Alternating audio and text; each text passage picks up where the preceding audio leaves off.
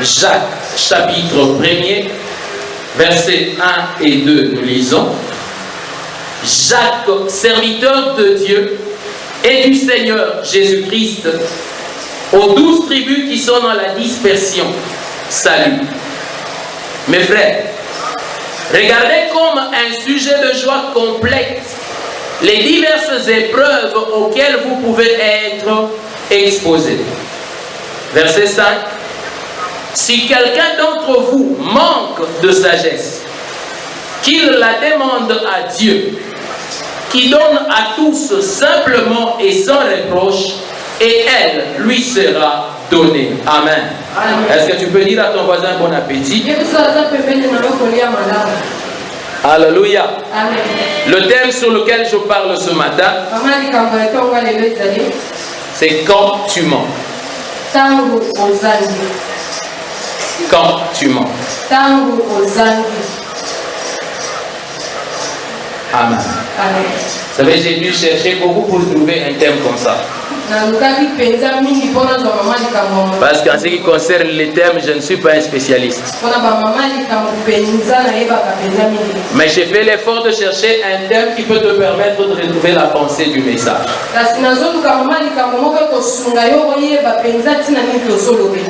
Quand tu mens. Je m'appuie sur ce passage dans l'épître de Jacques.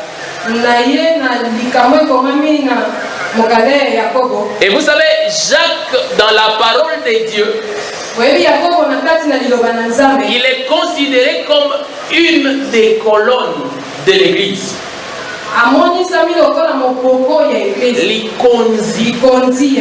Amen. L'apôtre Paul dit que dans l'église, il y a des hommes qui sont considérés comme des colonnes. Et dans notre salle, il y a des colonnes, vous pouvez comprendre ce que ça signifie. Cela supporte le poids de ce qu'il y a au-dessus. Alors il dit, ces gens sont considérés comme des colonnes. Ils sont la force de l'église. Il y avait Pierre, il y avait Jacques, et il y avait Jean. Amen. Amen. Mais le Jacques dont il est question ici, ce n'est pas le Jacques, fils de Zébédée. Amen. Le Jacques dont il est question ici, il se présente lui-même comme le frère du Seigneur. Parce qu'après la naissance de Jésus, Sainte Marie a eu aussi d'autres enfants avec frère Joseph. On en connaît quelques-uns, les noms, il y a Jude. Et puis ils avaient aussi des sœurs. Amen. Amen.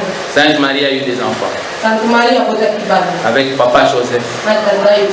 Amen. Amen. Et ce Jacques était devenu presque comme le responsable de l'église de Jérusalem. Bien après la Pentecôte. Donc ce qui fait que ce que cet homme dit porte beaucoup de valeur. Alléluia. Amen. Vous savez que la personnalité d'un homme fait la valeur de ce qu'il dit. Et il est considéré comme une colonne. Donc ce qu'il dit a de la valeur. Et dans cette lettre ici, ce n'est pas une lettre évangélique pour dire qu'il est en train de chercher à parler aux païens. Il parle à des chrétiens. Est-ce que tu peux dire à ton voisin qui nous parle à nous? Alléluia. Amen. Et vous savez, parmi les théologiens, il y a un sérieux problème, un sérieux débat pour savoir à qui était adressé l'épître de Jacques. Parce qu'il dit qu'il écrit aux 12 tribus dans la dispersion.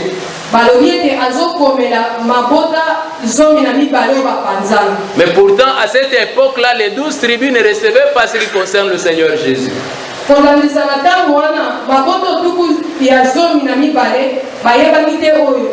C'est comme ça que nous nous sommes limités seulement à dire qu'il nous parle à nous chrétiens. Parce que c'est un débat interminable. Alléluia.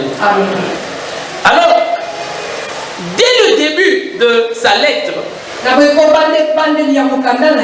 il montre le désir d'apprendre aux chrétiens comment réagir face aux épreuves.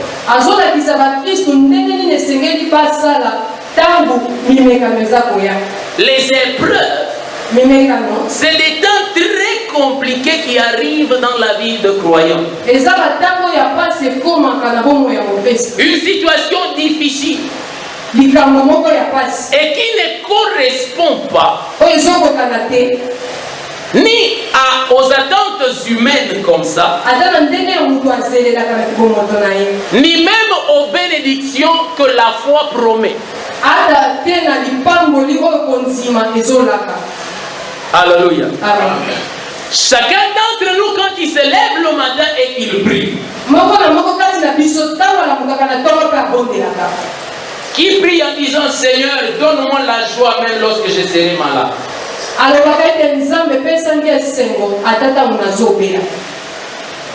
Généralement, on ne prie pas comme ça.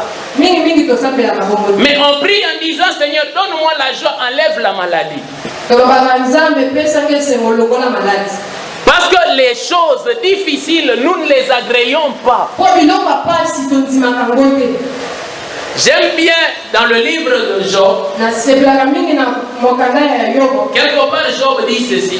Est-ce que l'âne pleure quand il est plutôt à côté d'une herbe tendre?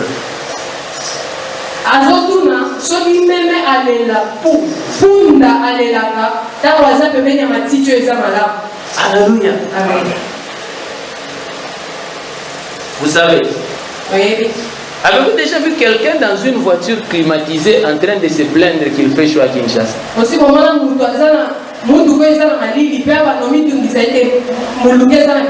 Généralement, vous le voyez, même dans l'embouteillage, il reste souriant. C'est climatisé. Donc il vit un climat dans les véhicules qui n'est pas le climat de dehors. Et vous verrez que les gens qui roulent dans des véhicules comme ça, même leur peau semble différente. Alors il est difficile vivant dans ces conditions de trouver cet homme en train de prier en disant Seigneur, souviens-toi des pauvres.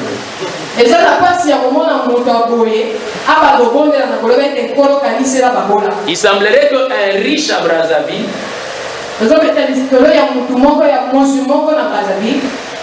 un jour, ces travailleurs viennent se plaindre chez lui. Ils disent patron, on a faim. Il leur pose la question. Faim? Vous sentez ça où? Dans la tête, dans les mains. Il ne sait même pas là où on sent la faim. Parce que c'est un homme riche. Les épreuves, des temps difficiles, où l'on vit quelque chose qui n'est pas conforme à la foi. Et le cœur ne l'accepte pas. Tout chrétien qui passe par un temps difficile, sa première réaction est de penser que Dieu l'a abandonné. Sa prière, c'est de savoir où es-tu, Seigneur. Parce qu'il ne peut pas concevoir avoir le Seigneur et vivre cette situation. Et ici, l'apôtre est en train de parler pour dire, voyez comment vous devez réagir dans ces situations-là.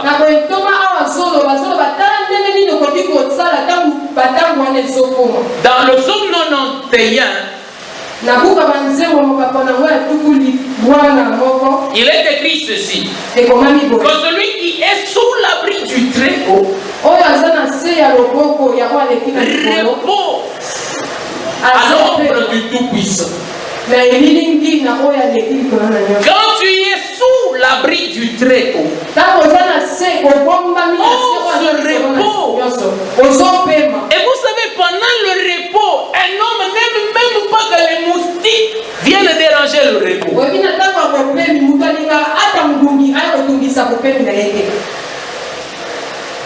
Est-ce que quelqu'un est d'accord avec moi? Mais voilà que je suis sous l'abri du Très-Haut. Et des événements arrivent et qui troublent ma paix. Alors Jacques se dit, enseignons aux chrétiens comment réagir dans de telles situations. Parce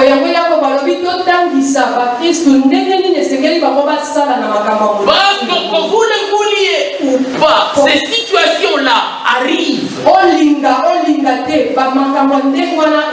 Ça n'a pas commencé avec nous.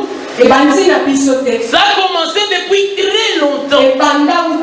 Tous nos pères dans la foi ont vécu les temps difficiles. Frères bien-aimés dans le Seigneur, même si tu entres en jeûne de 40 jours, 40 nuits à sec, en disant, oh Éternel, éloigne de moi les épreuves,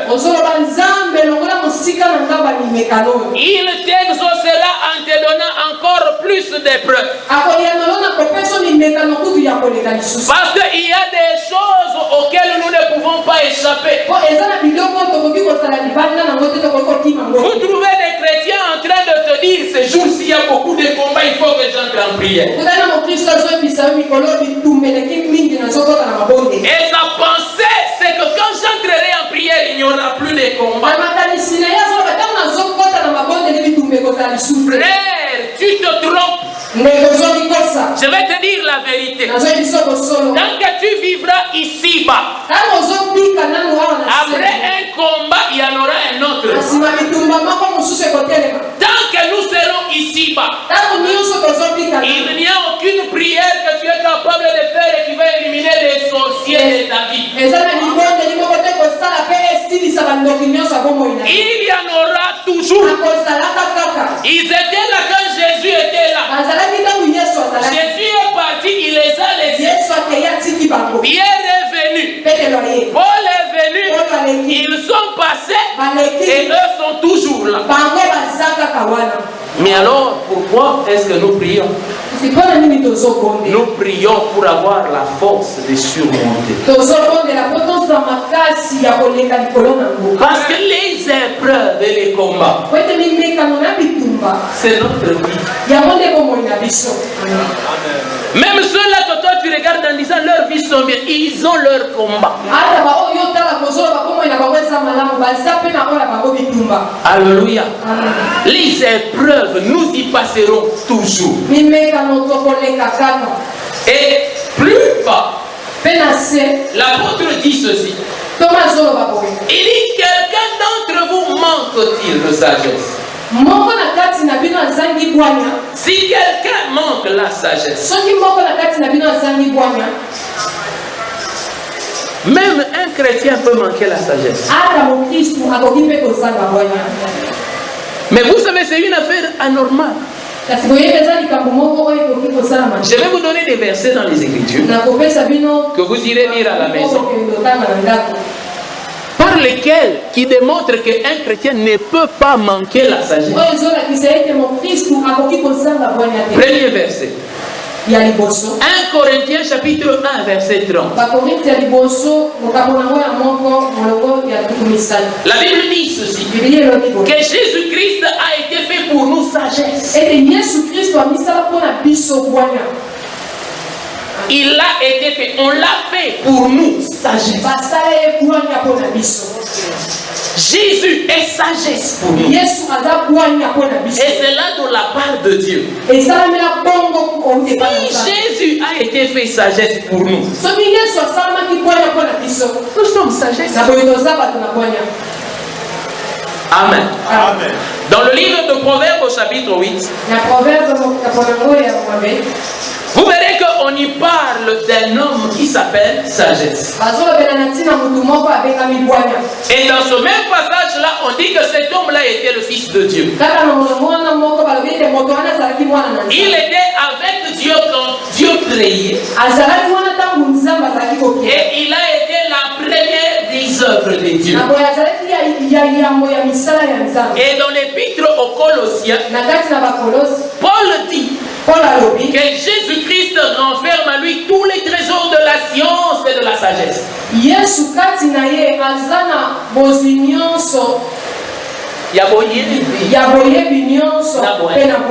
Amen. Amen. Jésus est cet homme appelé sagesse. Qui a Jésus en lui? Comment tu peux manquer la sagesse? C'est impossible. Parce que Christ, la sagesse, habite en toi. Alors qu'est-ce qui s'est passé avec l'apôtre Jacques? Jacques, nous sommes des chrétiens.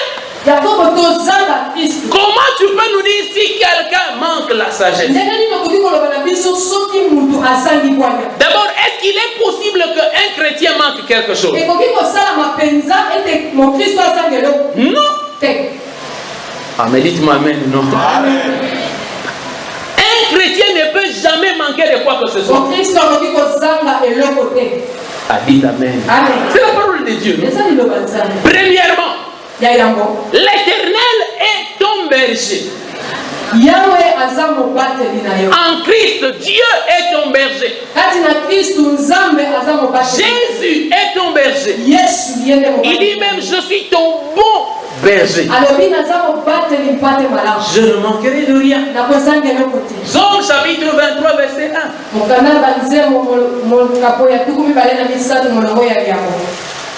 Un chrétien ne peut jamais manquer. L'apôtre Paul dans 1 Corinthiens, chapitre 3, verset 23, il dit ceci: tout est à nous. Voilà. Tout est à nous. Nous sommes à Christ. Et Christ est à Dieu.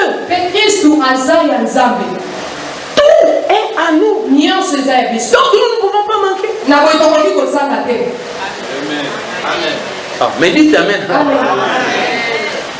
Alléluia. Amen. Mais comment l'apôtre peut parler comme ça? Comment peut-il dire si quelqu'un manque? Nous chrétiens, nous ne manquons pas.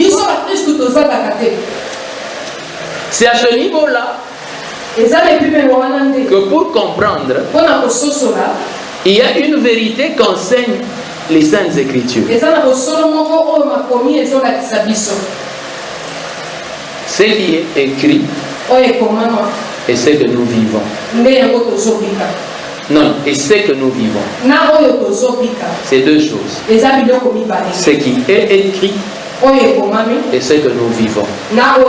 Moi j'aime appeler ça la position et l'expérience. Ce qui est écrit définit notre position. Et puis il y a autre chose, c'est que nous vivons. L'idéal, le meilleur, c'est que notre position puisse être manifestée dans ce que nous vivons. Je vous donne quelques exemples. La Bible dit ceci, que Jésus-Christ s'est fait pauvre pour nous enrichir. Gloire à Dieu. Je n'ai devant moi que des milliardaires. Combien d'entre vous ont été en vacances à Miami? Miami n'a que Moussika. Je reviens. Combien d'entre vous, pendant les vacances, ont quitté leur maison pour aller ailleurs en vacances, même seulement dans la ville, pour quelques jours? Ah, au moins maman était partie. C'est la seule dans l'assemblée des milliardaires. C'est quoi? Vous étiez occupé à compter votre argent. Jésus s'est fait pauvre, n'est-ce pas? Donc vous êtes riche.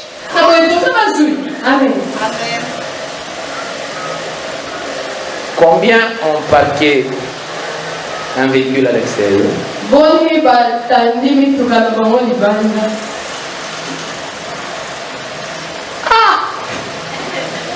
C'est quoi? C'est la journée de la marche de la santé.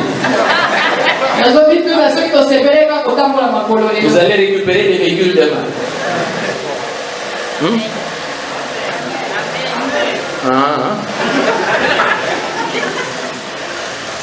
Alléluia. Donc je sens que je suis vraiment au milieu des riches ici. La Bible nous déclare, nous tous qui sommes en Christ, des saints. Nous sommes des saints. Est-ce que tu peux dire à ton voisin que je suis un saint? Alléluia. Bon, maintenant, on revient dans la pratique. On vérifie. Ah, là je vois les gens baisser les visages comme ça. Qu'est-ce qui se passe? Les saints, qu'est-ce qui se passe? Vous baissez les visages maintenant. Alléluia. La Bible déclare que nous qui sommes en Christ, nous sommes puissants. Plus que vainqueurs. Balongi koleka. Alléluia. Mais maintenant je pose une question.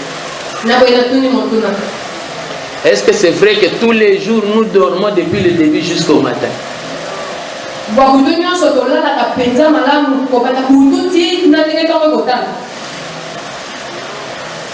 Sans qu'on puisse réveiller au nom de Jésus.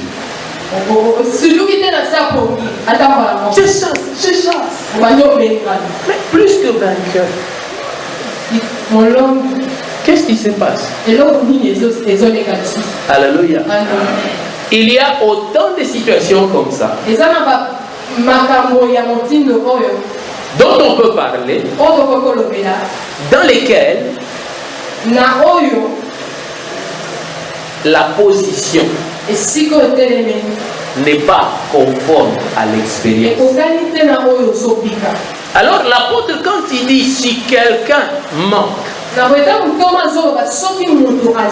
il ne parle pas de position, mais il parle d'expérience. Parce que dans l'épître de Jacques, ce que Jacques met en avant, c'est l'expérience et pas la position. Vous verrez que Jacques dit ceci, que la foi doit être accompagnée des œuvres. Mais quand vous lisez par exemple Paul vous montre que le juste vivra par la simple possession de la foi. Paul fait asseoir la connaissance de l'Église sur la position. Et Jacques pousse l'Église à vivre sa position. Il dit que tu as la foi. C'est bien. Mais même les démons croient. Ne reste pas dans la position Vis ta position. Alléluia. Et c'est cela la vie des enfants de Dieu. Manquer, ça peut arriver. Même la sagesse, tu peux la manquer. Ce que j'aime, il dit quand tu manques, demande à Dieu. C'est-à-dire, si tu trouves que tu n'es pas dans ton droit,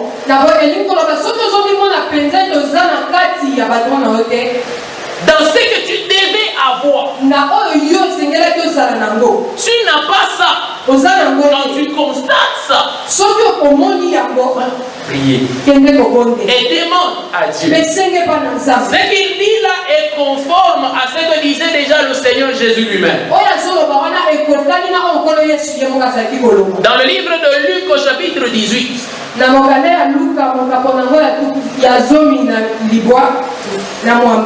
Jésus raconte l'histoire d'une veuve et d'un juge inique. Il dit, elle allait en disant, rends-moi justice. Remets-moi dans mon droit.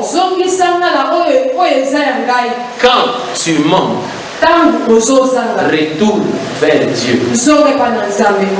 Demandez. Pourquoi? Parce que généralement, en tant qu'être humain, dès que nous constatons que nous manquons,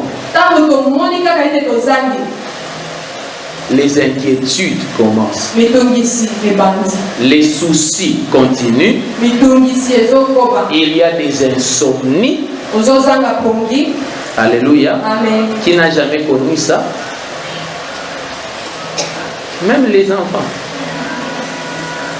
Alléluia. Amen. Parce que même eux, ils connaissent ça. Il suffit que ce jour-là, il ait eu un 0 à l'école. Il n'y a pas de plus enfant sage que lui. Il rentrera à la maison, il sera calme ce jour, il ne va pas beaucoup parler. Alléluia. Amen. Parce qu'il manque. Quand nous manquons, il y en a qui commencent seulement à mordre la lèvre.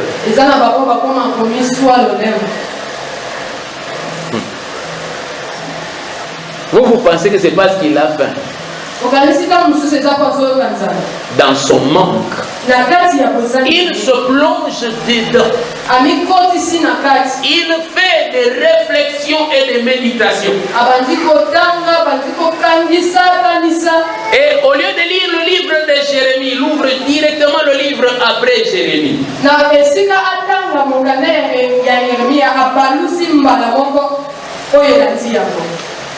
Vous connaissez ce livre? Amen. Le livre de lamentation. Ah, Seigneur. Comment le ça sera toujours comme ça? Jusqu'à quand?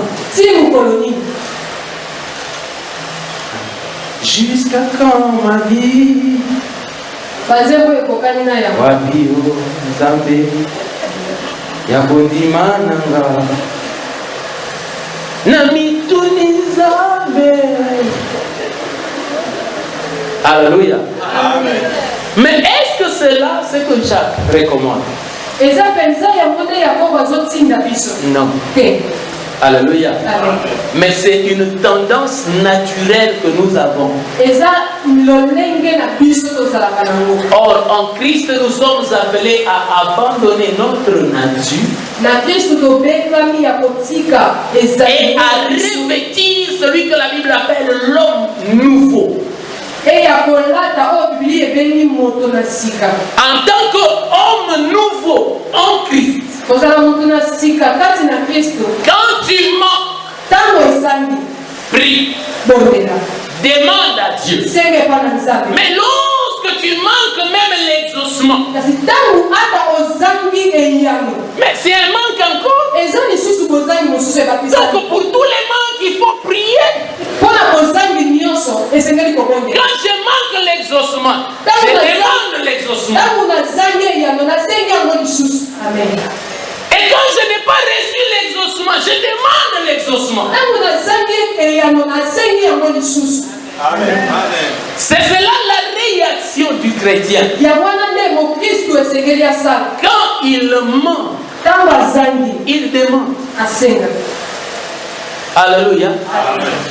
C'est important que nous puissions arriver à intégrer ça en nous. Même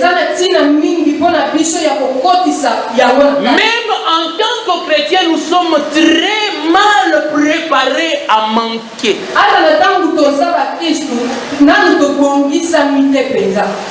Quand nous manquons, nous commençons à chercher des solutions. Comme si nous n'avions pas de paix.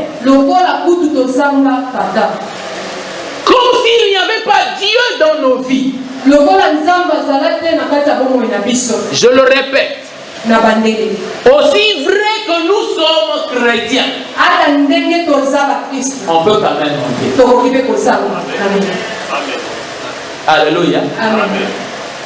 Et même si j'essayais de faire un sondage, si vous verrez que manquer est plus grande expérience qu'avoir.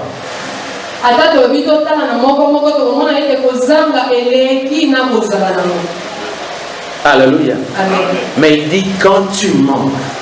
Il dit quand tu manques la sagesse. Il ne donne même pas la solution des quinois. Et qu'on a même adopté dans le Seigneur. C'est la théologie du Mobola Tétu. Vous me comprenez? Amen. Tu n'as pas présence toujours. Alléluia. Amen. La sentir, faut pas voir mon âme. Lui ne dit pas ça. Vous savez, avec ça, beaucoup d'entre nous, on est devenus des hypocrites.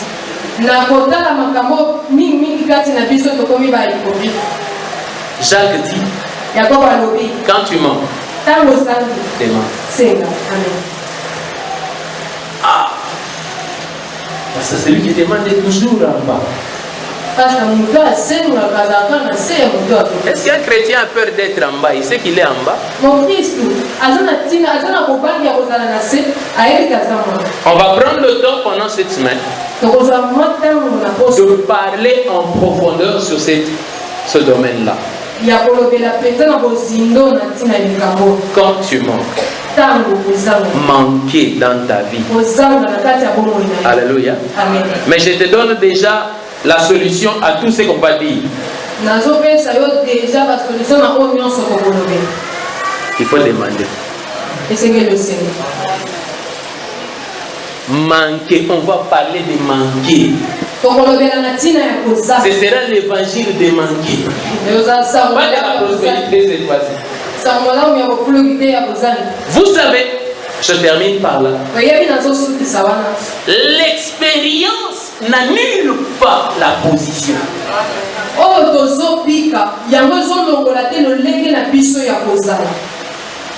Vous savez, ce n'est pas parce que je n'ai pas un diplôme universitaire que je ne suis pas intelligent. Il y a une position. Et puis il y a une expérience. Peut-être que je n'ai pas eu l'argent pour payer le Minerval. C'est pour ça que je n'ai pas étudié. Mais je n'en parlais pas par rapport à la vie, j'en parlais dans le Seigneur. Ce n'est pas parce que j'ai connu une oppression que je ne suis plus enfant de Dieu. Alléluia. Ce que Dieu a fait de moi, personne ne peut le modifier. Mais un seul a la capacité de changer ça. C'est moi-même. Pourquoi? Parce que tout ce que Dieu a fait de moi, je le possède par la foi. Mais si je me retire de la foi, si parce que je vois que les choses n'avancent pas, je renonce à ma liberté, je déclare que je suis bloqué, alors je perds ce que Dieu m'a donné.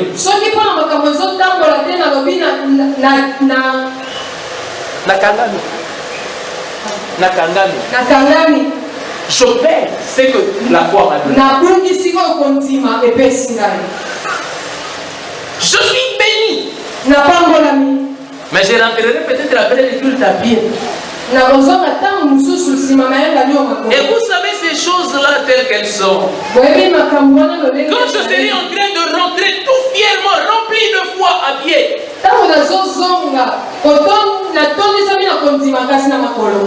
C'est alors qu'un condisciple d'école passera dans une belle voiture.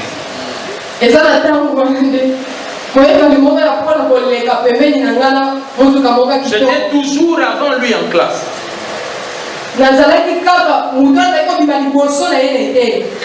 Et ça fait des années qu'on ne se voit pas. Mais bizarrement, le jour où je suis plein de foi, marchant fièrement,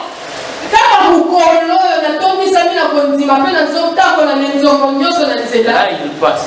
Mon cher, comment tu fais la marche?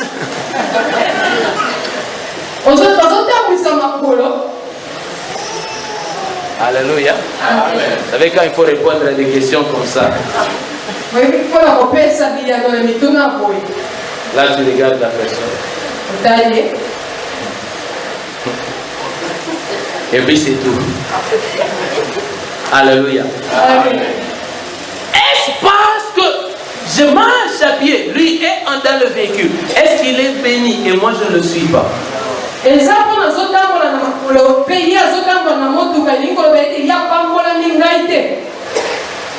Je suis toujours là au culte.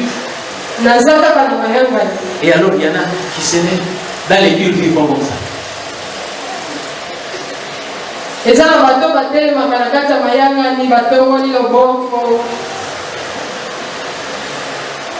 Moi je lève toujours la main droite.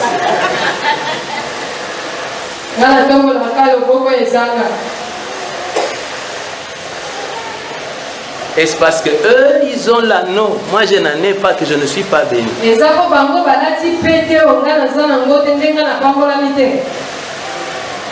Alléluia. Vous savez, il y a des jours où tu es à la maison et puis tu sens l'odeur que dégage la cuisine des voisins.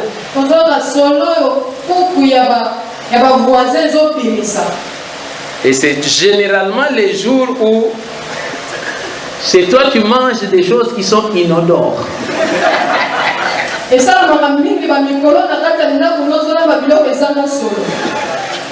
Alors là tu sens que chez les voisins il y a même de la fumée qui monte comme ça. Et sans être prophète, tu peux commencer à dire aujourd'hui ils vont manger.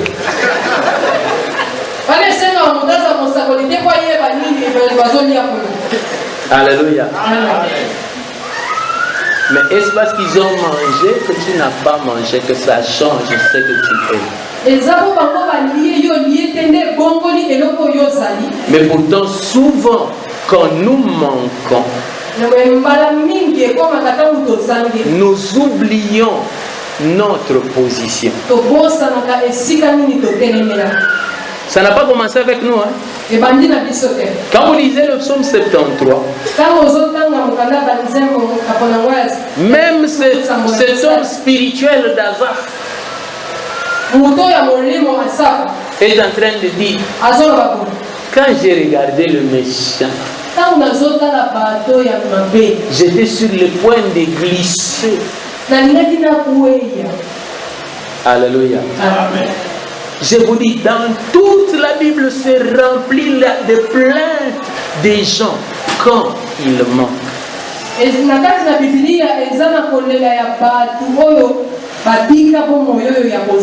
Sachez que par rapport à la marche de la foi,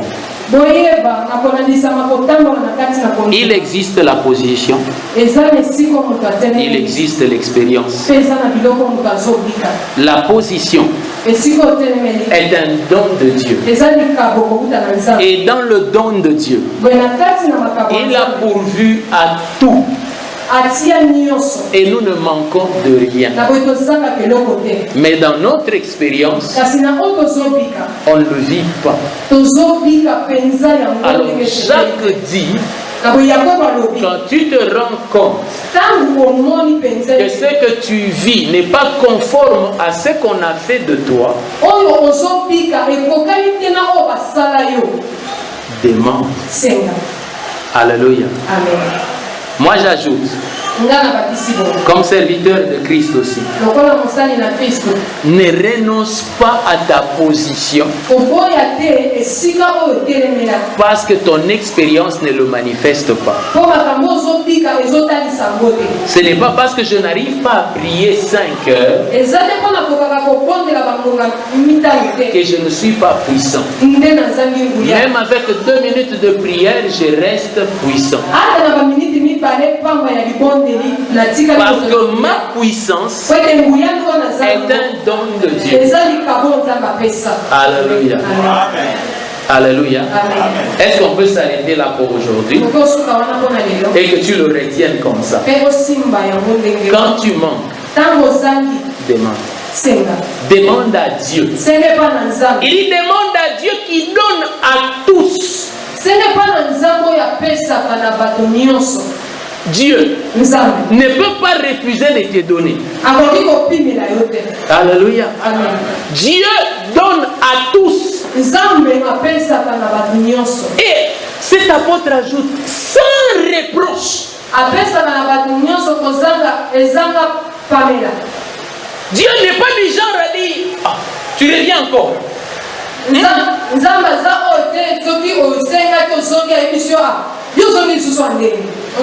Dieu donne à tout celui qui demande sans reproche.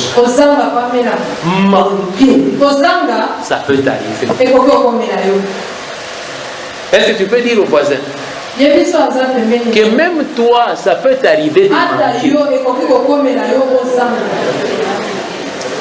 Tu sais, je sais que tu es très spirituel, tu pries beaucoup, tu crains Dieu, tu chasses les démons.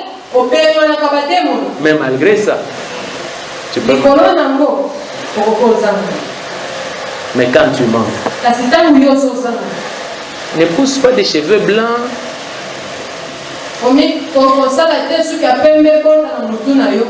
Où tu commences à manger des ongles.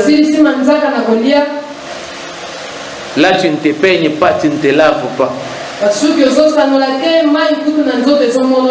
vais me laver pourquoi? Une sœur me disait, je vais me laver la nuit pourquoi? Je vais dormir avec qui?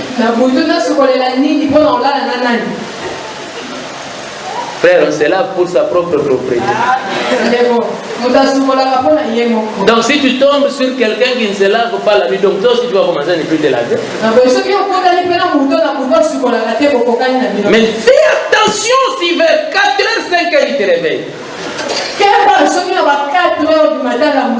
Bon, la suite de ça, ce sera dans un autre enseignement. Amen. Amen. Alléluia. Est-ce qu'on peut se tenir debout?